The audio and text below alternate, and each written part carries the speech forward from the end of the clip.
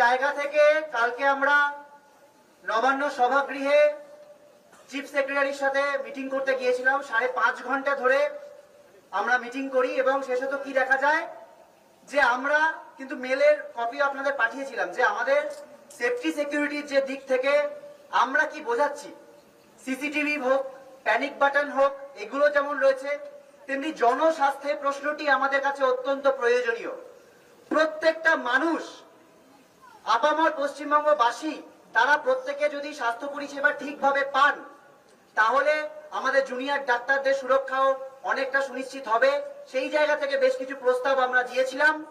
আজ আমরা দেখলাম আমাদের মেলেও এসেছে এবং সেই ডিরেক্টিভও কিছু এসেছে যে সেই সংক্রান্ত আমাদের যে সাজেশনগুলো, সেই সাজেশন সংক্রান্ত অনেকগুলি ডিরেক্টিভই মেনে নেওয়া হয়েছে। আমরা মনে করছি আমাদের যে এই আন্দোলনের চাপ, আমাদের এই ন্যায় বিচারের আন্দোলন এবং তার সাথে জনগণের যে আন্দোলন, তা কিন্তু এই জনগণের একটা দাবিকে ছিনিয়ে আনতে বাধ্য হয়েছে এবং এটা আমাদের আন্দোলনের একটা আংশিক জয়।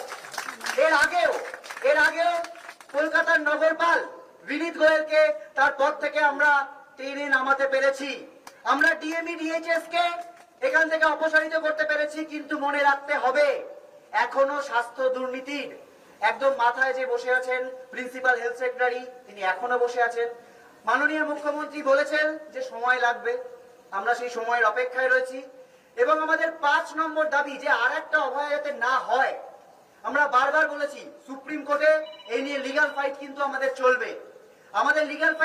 এই যে থ্রেট কালচার, এই থ্রেট কালচারকে সমূলে বিনাশ করার জন্য প্রত্যেকটা কলেজে এনকোয়ারি কমিটি বসাতে হবে। তার জন্য সেন্ট্রাল ডিরেক্টিভ থাকতে হবে। প্রত্যেকটি জায়গায় সিলেক্টেড নয়, এই যে সিলেক্টেড মেম্বারদের মাধ্যমেই আসলে এই থ্রেট কালচার চলে। কিছু মানুষকে সিলেক্ট করে নেওয়া হয়। সেই জন্য প্রয়োজন একটা গণতান্ত্রিক নির্বাচনের মাধ্যমে সুষ্ঠু একটা পরিবেশ তৈরি, যাতে এই থ্রেট কালচার না চলতে পারে। এবং সাধারণ মানুষকে বুঝতে, অনেকে প্রশ্ন করছিলেন যে তোমরা তো অভয়ার বিচার চাইতে এসেছিলে, এখন নির্বাচনের কথা, এগুলো কি কথা? আমরা তাদের মনে করাতে চাই যে আমাদের ন্যায় বিচারের আন্দোলন, অভয়ার আন্দোলনের জন্য, অভয়া যাতে ন্যায় বিচার পায় সেজন্য যেমন আমরা কালকে সিবিআই অভিযান করছি, সিজি অভিযান করছি, ঠিক এই কথাটা মনে রাখা দরকার যে আর একটা অভয়া যাতে না ঘটতে পারে। সমাজের কোন স্তরে এইরকম যাতে থ্রেট কালচার, দুর্নীতি যাতে না থাকতে পারে, সেটা সুনিশ্চিত করাও কিন্তু আমাদের কর্তব্য। সেই জন্যই কিন্তু এই প্রসঙ্গগুলো এসছে। এবং আজ যে ডিরেক্টিভ এসছে তার মধ্যে কিন্তু খুব সুচারুভাবে এই জিনিসগুলো এড়িয়ে যাওয়া হয়েছে।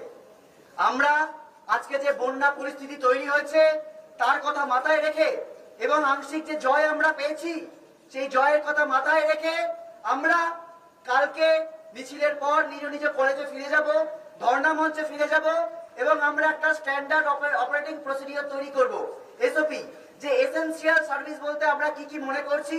এবং আমরা আংশিকভাবে, মনে রাখতে হবে, আংশিকভাবে আমরা সেই এসেনশিয়াল সার্ভিসে কিন্তু পরশুদিন থেকে জয়েন করছি, এটা দেখানোর জন্য যে আমাদের সদিচ্ছা রয়েছে এবং আংশিক জয়কে স্বীকৃতি দিয়ে আমরা জয়েন করছি। কিন্তু আমাদের যে যে জিনিস পাওয়া বাকি আছে তার জন্য কিন্তু আমাদের আংশিক কর্মবিরতিও চলবে, রাজপথেও আমাদের আন্দোলন চলবে, সুপ্রিম কোর্টেও আমাদের আন্দোলন চলবে। এবং অভয়ার ন্যায় বিচারের আন্দোলন, অভয়ার ন্যায় বিচার কিন্তু আমরা ছিনিয়ে আনবই। অভয়ার ন্যায় বিচার যতদিন না আমরা ছিনিয়ে আনতে পারছি, যতদিন না দোষীরা ধরা পড়ছে, যতদিন না প্রকৃত দোষীরা ধরা পড়ছে এবং যতদিন না আর একজনও অভয়া হয় এটুকু সুনিশ্চিত হচ্ছে, ততদিন আমাদের লড়াই চলবে। সাধারণ মানুষের উদ্দেশ্যে আমাদের আহ্বান থাকবে, কালকে বিকেল 3টে স্বাস্থ্য ভবনে সকলে জমায়েত হন। স্বাস্থ্য ভবন থেকে সিজিও কমপ্লেক্সে আমরা যাই, সিবিআই এর কাছে আমরা আমাদের এই কণ্ঠস্বর পৌঁছে দিই যে আর কবে, আর কত দেরি, যত দ্রুত সম্ভব এর বিচার হোক, এই তদন্ত প্রক্রিয়া শেষ হোক।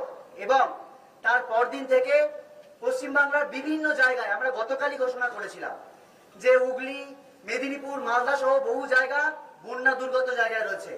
আমাদের কাছে বহু মানুষ বহু ত্রাণ সামগ্রী অলরেডি দিয়েছেন, সেটা খাবার, শুকনো কাপড়, ত্রিপল হতে পারে, ওষুধ হতে পারে।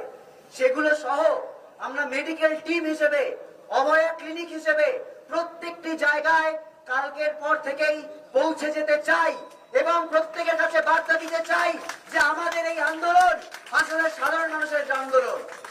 আমরা আংশিকভাবে কাজেও ফিরবো এবং আমরা প্রত্যেকটি বন্যা দুর্গত এলাকায় কালকে থেকেই পৌঁছে যাওয়ার চেষ্টা করব, যাতে আমাদের ওপর এই আঙুলটা না তোলা হয় যে আমরা তো বিচার চাইতে আসিনি, আমাদের নাকি অন্য রাজনৈতিক অভিসন্ধি আছে।